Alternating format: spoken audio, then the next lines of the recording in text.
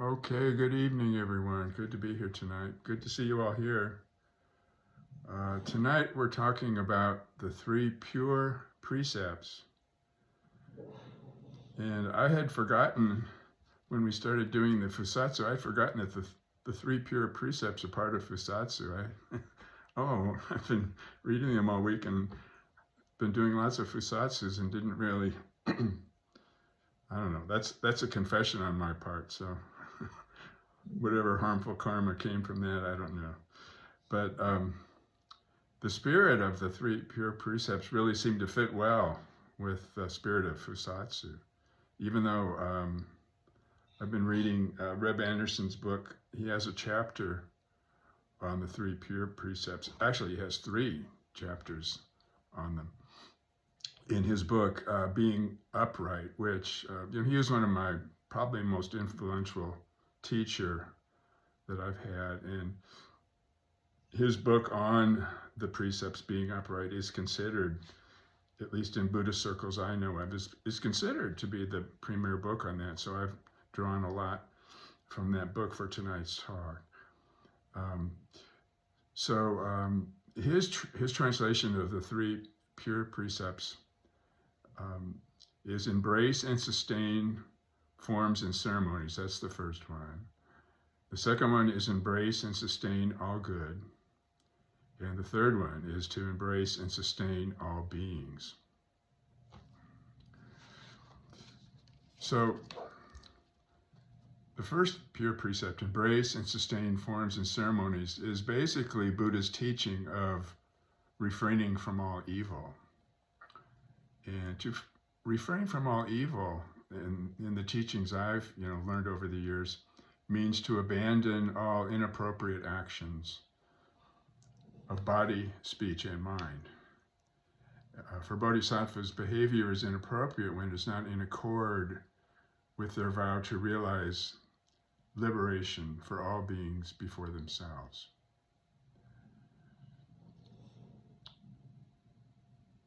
So in other words, when our behavior either undermines or does not promote the fulfillment of this vow, that's inappropriate behavior. Before we engage in any action, we try to consider our motives in light of the bodhisattva vow. If this is not practical, we can examine our motives as the situation unfolds. We may ask, in this situation, what is most beneficial for others? Is this action putting the welfare of others before my own? If we discover that our motives are selfish or deluded, then we may be able to drop them more quickly when we've been practicing with these precepts. But basically, Buddha's teaching, is that the root of all evil is a misunderstanding of the nature of self and other. And by actively ignoring the interdependence of self and other. Evil comes from turning away from the vivid world of creation, where the self can never remain separate from other beings. It's a denial. Evil is a denial of the ever-changing flux of sensory experience and a turning away from life, turning away from the life force that animates us, that lights us up. Kwang Roshi, another one of my favorite teachers, said that Zen is the aliveness we bring to each moment, and that we practice with an open heart, not to limit the free expression of this life force in all its purity. As Suzuki Roshi says, things as they are without our ideas, our wrong ideas of selfish ideas, things as they are purity itself. So the full realization of refraining from evil comes with waking up to the teaching of this interdependence and impermanence, and the deep recognition of our shared being with all beings.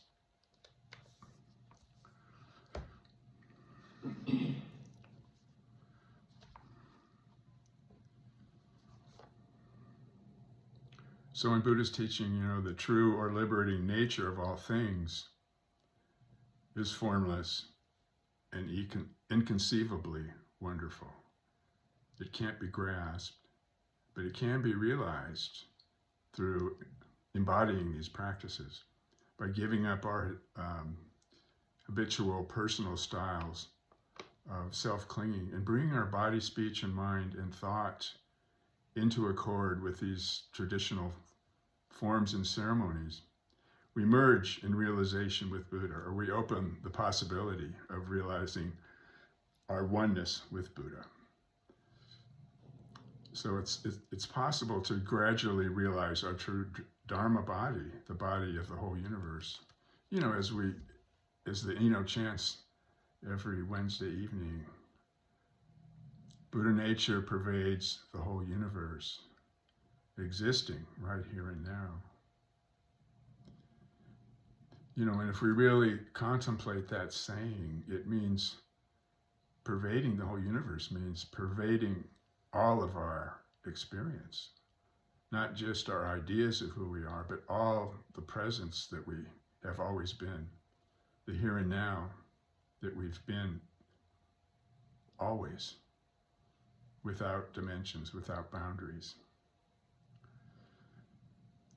So being the Buddha way, being all-pervading and free of limits, we still need some container in which to practice. So it can't be fully realized. So we use the forms and ceremonies when we understand them correctly and practice them appropriately. The traditional rules and procedures provide a context in which the student and teacher together can realize selflessness and practice wholeheartedly, wholesomely, and in harmony with all beings. So we need some rules, but we can find freedom within the rules if we're learning this practice of not trying to grasp our experience or turn away, stay present.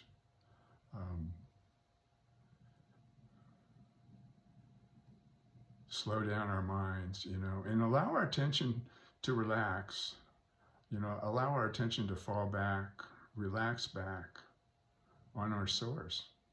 This is what Suzuki Roshi talked about, especially in his chapter on breathing at the very beginning of the book, if you remember. He says, the air comes in from the outer world into our inner world. And on the out breath, the air goes out from the inner world back to the outer world. And we already know that the outer world is limitless, but we realize through practice, by allowing our attention to fall back, that the inner world is also limitless. So we say inner and outer world, but really there's just one whole world. And our breath is going back and forth through as a swinging door, he talks about, And so when we say I breathe, that small I that we think we are normally in our conditioned dualistic consciousness, that small I is always extra, he says. So the second pure precept, embrace and sustain all good, is basically Buddha's teaching to practice all that is good. Means to wholeheartedly live life based on freedom from illusion of a separate self, and to awaken fully to the interdependent self, and to express such a self. So I think this teaching here reminds me of, the study of the Paramitas. Some of you may be around. We studied Reb Anderson's Entering the Mind of Buddha a few years ago. Almost 4 years ago now. And, the first paramita is generosity, where we learn to welcome all experience and all beings unconditionally.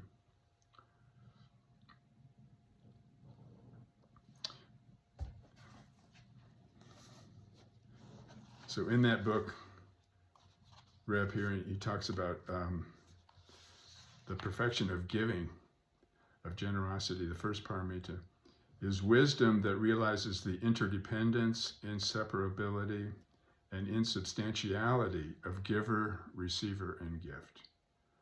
All three are present in each moment of generosity, whether we see this or not. This means that the perfection of generosity is one of the forms of the perfection of wisdom.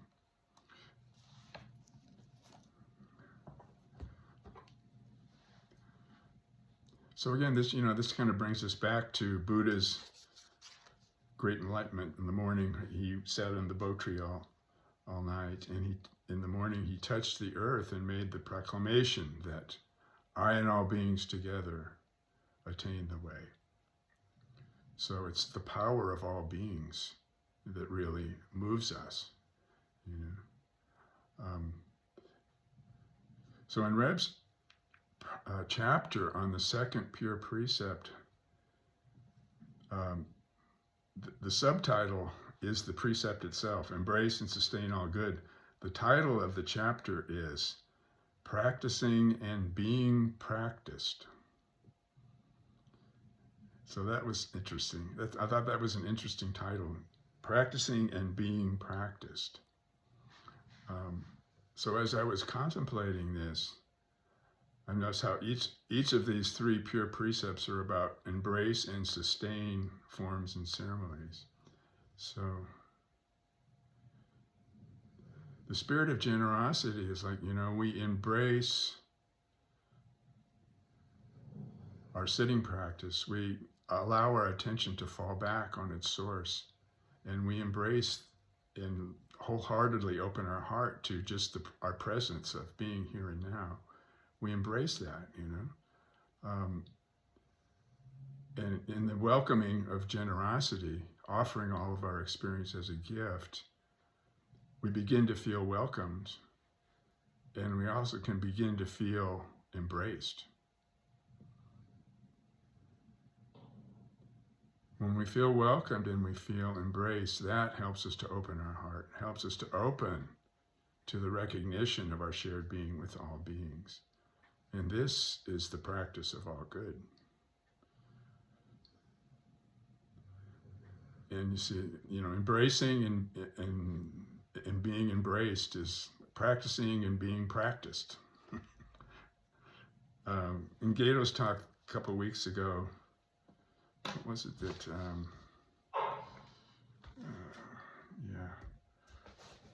on the chapter on God giving, Suzuki Roshi says, every existence in nature, every existence in the human world, cultural work that we create is something which was given or is being given to us, relatively speaking. But as everything is one, originally one, we are in actuality giving out everything. So as the power of all beings together, he touches the earth, that's our stability. I and all beings together attain the way and express the way and live the way. So he's saying, in actuality, as all beings together, we're giving out everything. Moment after moment, we are creating something, and this is the joy of our life, the joy of generosity, the joy of giving, the joy of offering all of our life to Buddha. But this I which is creating and always giving out something is not the small I. Remember, the small I breathe, the I is extra. The small I is extra. It is the big I. The big I is the inconceivable, indescribable, vastly compassionate, limitless in reality, that is ever present and is unconditionally accepting and loving, and compassion flows through us when we realize our identity with that big I.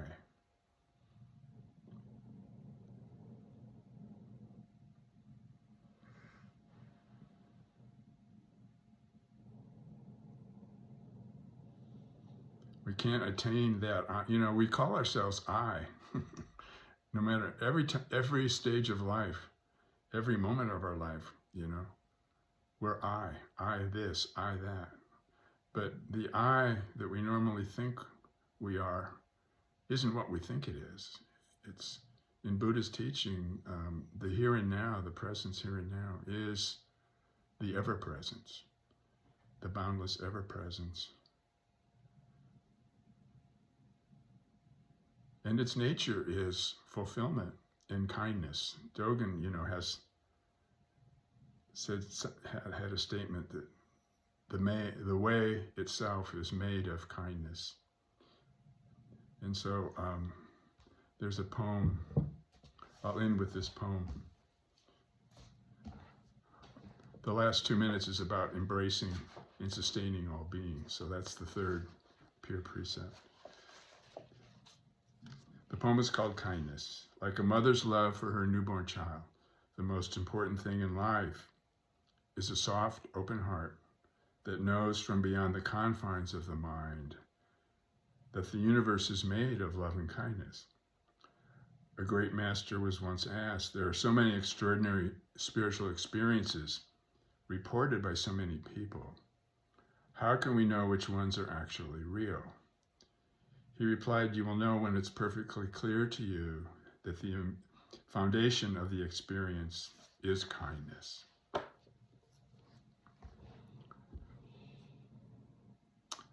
Okay. So, do you like to hear comments from any of you about these pure precepts?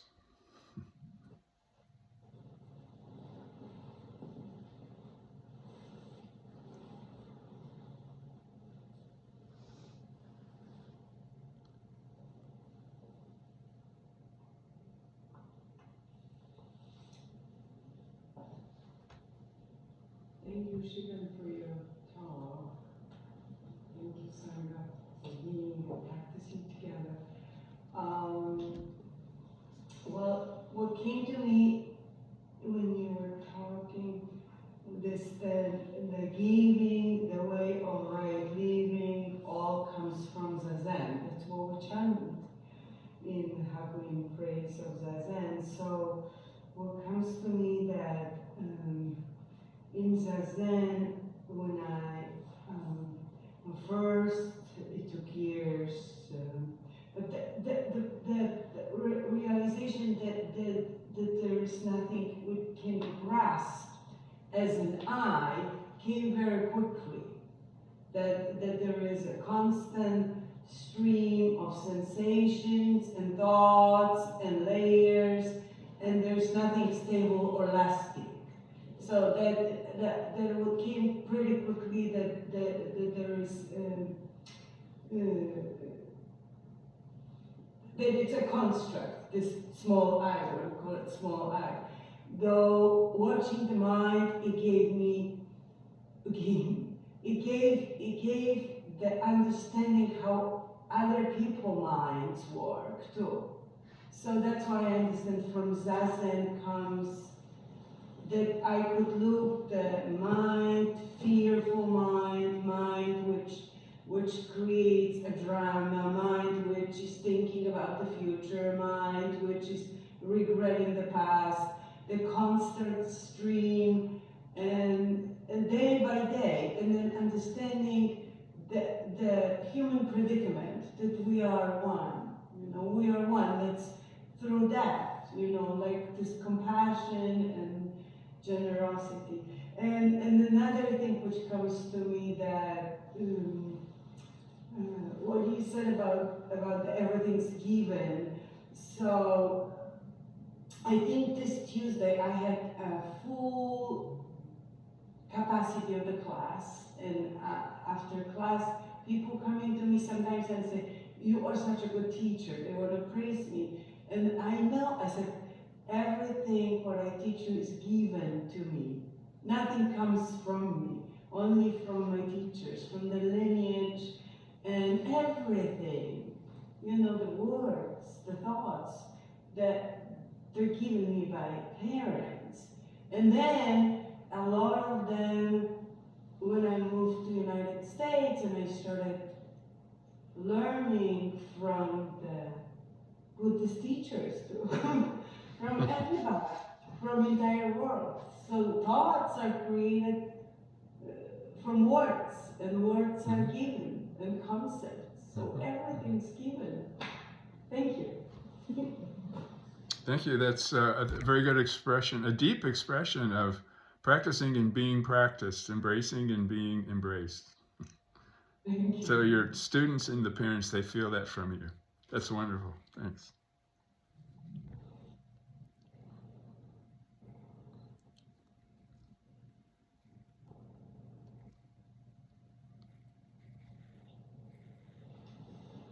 It seems to me that if I remove the little I and only think about the big I, that when I'm living these three precepts, I'm also living them for myself. Right? When I'm not doing evil for the big I, I'm not doing evil for whatever I am at that point. And when I'm doing good for the other, and when I'm embracing the other, I'm doing it also for myself. And it has sort of an evening out, you know, that I don't put myself above others or below others, that I'm just kind of in the same place. That's what struck me, anyway. Yeah, good. Thank you. Yeah.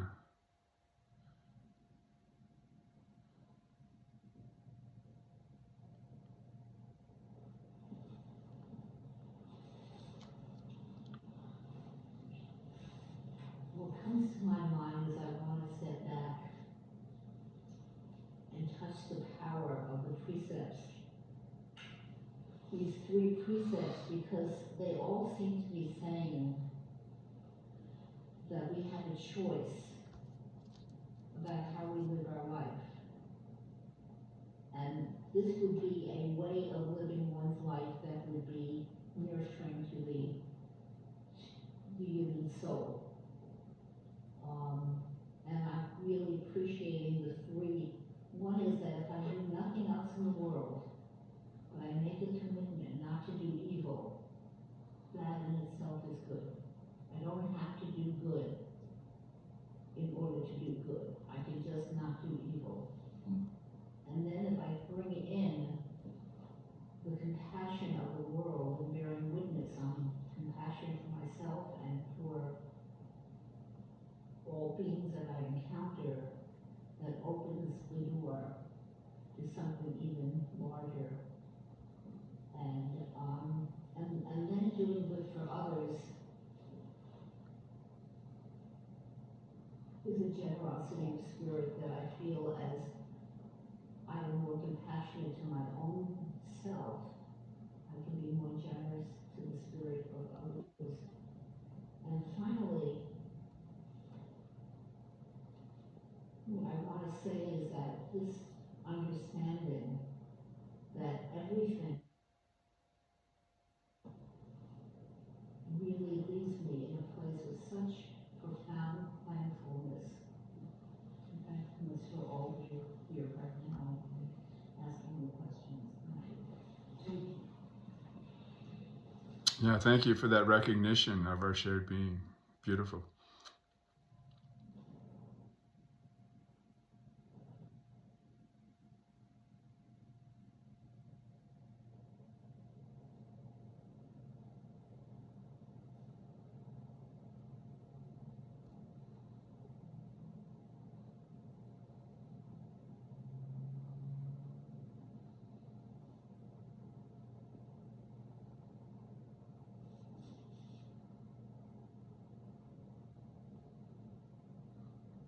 Anybody in the cloud have anything to say?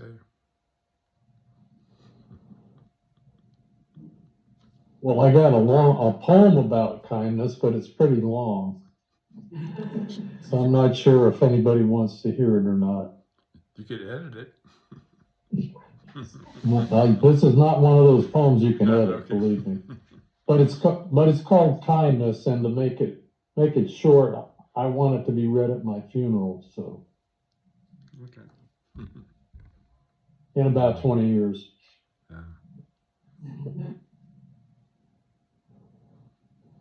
Who's the author? Yeah, it'll be my 100th birthday. Yeah. So if someone asked for the author of the poem?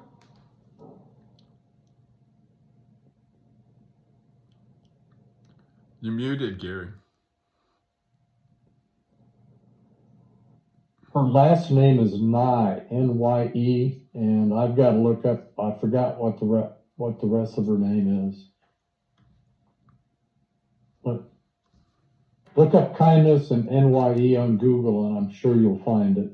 Yeah. Okay. Unmute, Jane. Don't leave us in suspense. Why don't you just read it if you have it? Because I closed the. Let me see if I can find it. Yeah, I can't find it. It'll take me too long to dig it out of this Well, that is long not a list. kind thing to do. What, leaving you on a knife's edge? Yeah. She can. I was really interested in, you're refreshing our teachings from Rev Anderson, and I keep forgetting, and it's just somehow that part about do no harm is really about the forms and structures that have been created, especially in our practice, to help us avoid doing harm. And that's a more specific direction, I think, rather than just saying do no harm, because that's kind of vague. So I appreciated that clarification that you gave us. Yeah, and a lot of that doing no harm is just allowing, I think, allowing the life force of impermanence to kind of flow through us. You know, there's a short little phrase from William Blake, that English poet from hundreds of years ago.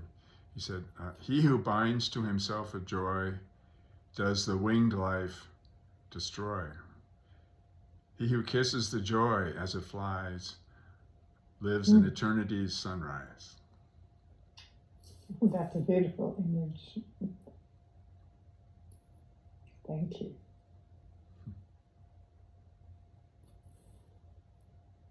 Please unmute and say their name.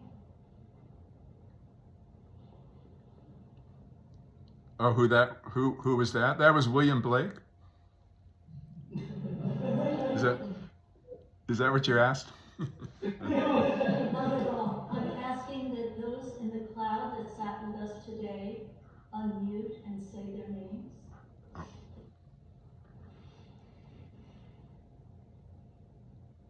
So I'm Shikan. I'm Kaijin.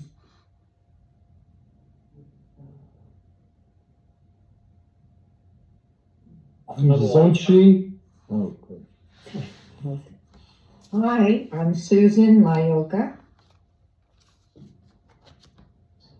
I'm Zochi, and the author is Naomi Shihab Nye, N-Y-E.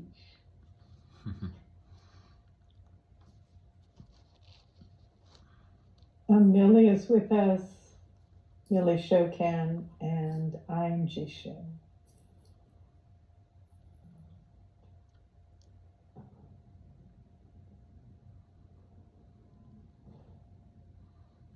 And Walter's here too. Yeah. Okay, I'm Walter again. I think my audio has some glitches in it or something. Anyway. Well, we're almost out of our time together, and I do have some announcements.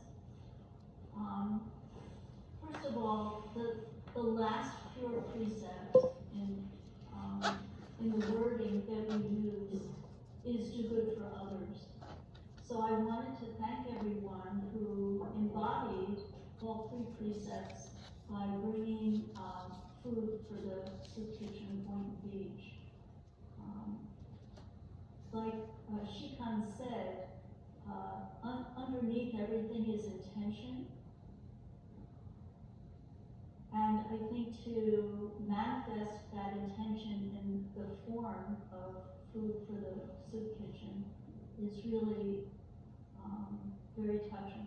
So thank you everyone who remembered to bring something for people who have nothing.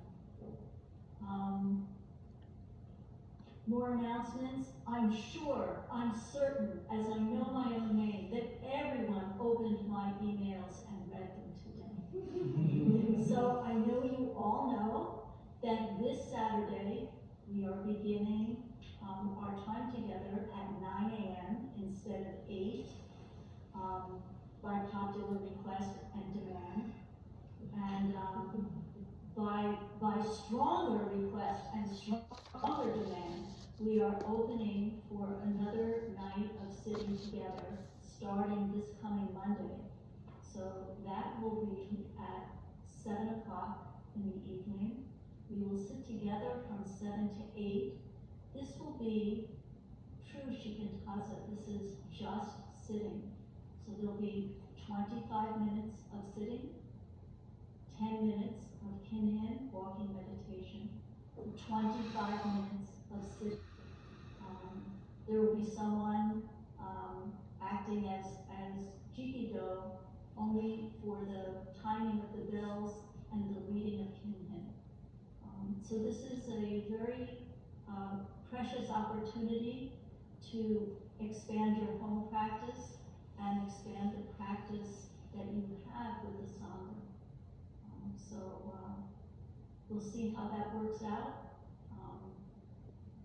There's people sitting here who strongly wanted that. And so I thank PJ for giving us the motivation to open our doors for another evening of sitting. So I hope I see you all there. I think that in that way, the Sangha truly embraces the three aspects of Zen that are important. The first one is practice, that is Zazen. The second one is study, and that's what we do together on Wednesdays and Saturdays. And the third is service. And we manifest that during Zazen Kai when we have samu, so we either clean the zendo or stuff envelopes for the prison program. Or we serve others who, like I said, have nothing by bringing food to donate each month for Futsatsu. So I think our Sangha really embodies the practice of Zen. So thank you.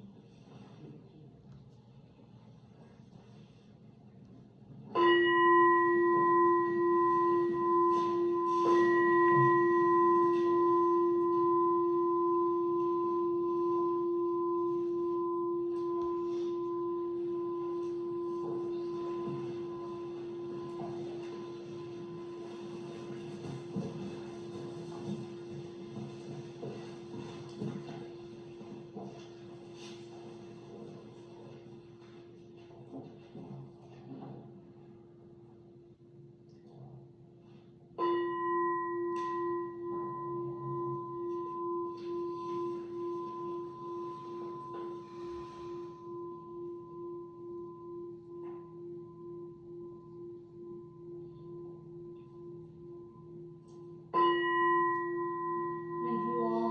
Safe trip home. Thank you.